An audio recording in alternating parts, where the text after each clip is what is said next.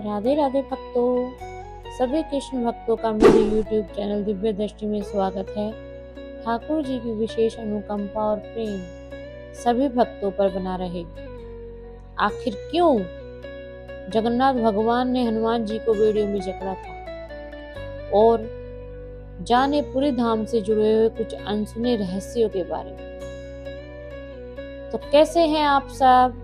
आशा है अच्छे ही होंगे। भगवान जगन्नाथ और बजरंगबली से जुड़ी एक रोचक कहानी और साथ ही पूरी धाम से जुड़े हुए कुछ रहस्यों की जानकारी आज मैं सबको बताऊंगी। जगन्नाथ मंदिर हिंदू धर्म के प्रमुख आस्था केंद्रों में से एक है। पुराणों में इस स्थान को धरती का वैकुंठ बताया गया है। जगन्नाथ मंदिर भगवान विष्णु के 4 धामों में से एक है। हालांकि जितनी रहस्यमय घटनाएं इस धाम में होती हैं और जितनी कहानियां इस मंदिर को लेकर कही जाती हैं, उतनी और किसी विष्णु धाम को लेकर नहीं कही जाती। इस मंदिर से जुड़े हुए कुछ रहस्य और हनुमान जी से जुड़ी हुई जगन्नाथ धाम की एक रोचक कथा मैं आज आपको बताने वाली हूँ। आखिर क्यों जगन्नाथ भगवान जी ने हनुमान जी को बेड़ियों में जकड़ा था? पौराणिक कथाओं के अनुसार पुरी में जब जगन्नाथ धाम बना तो इसके दर्शन के लिए न केवल मनुष्य बल्कि देवी देवता और गंधर्व भी आए। इन सबको पुरी धाम की ओर जाते देख समुद्र के मन में भी जगन्नाथ महाप्रभु के दर्शन की इच्छा जागी। समुद्र जब जगन्नाथ जी के दर्शन करने आया तो वहां मौजूद भक्तों को परेशानी होने लगी। धाम के आसपास समुद्र का पानी भी आ गया। ऐसा केवल एक दिन नहीं बल्कि बार बार होने लगा।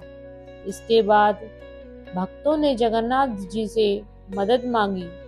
तब भगवान जगन्नाथ जी ने बजरंगबली से कहा कि वे समुद्र को नियंत्रित करें। मान्यताओं के अनुसार हनुमान जी ने जगन्नाथ की आज्ञा पाकर समुद्र को बांध दिया। भक्तों, जब हनुमान जी के बंधन के बाद समुद्र जगन्नाथ जी के दर्शन करने नहीं जा पाए तो उसने एक चाल चली। समुद्र ने हनुमान जी से कहा कि तुम प्रभु के कैसे भक्त हो, तुम्हें जगन्नाथ जी के दर्शनों की लालसा नहीं होती? बार बार समुद्र ने जब ये बात दोहराई तो हनुमान जी के मन में प्रभु के दर्शन की लालसा जाग उठी।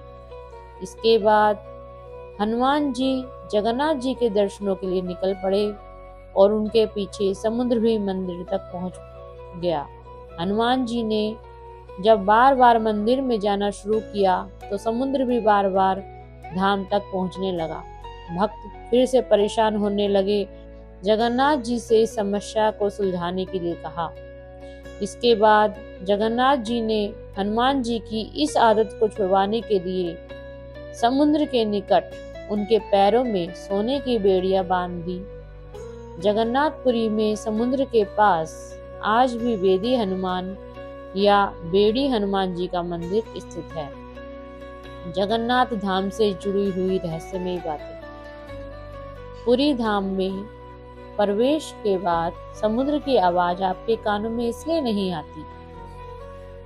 माना जाता है कि आज भी हनुमान जी समुद्र को जगन्नाथ धाम तक जाने से रोकते हैं और इसीलिए समुद्र की आवाज तक धाम के अंदर नहीं पहुंचती।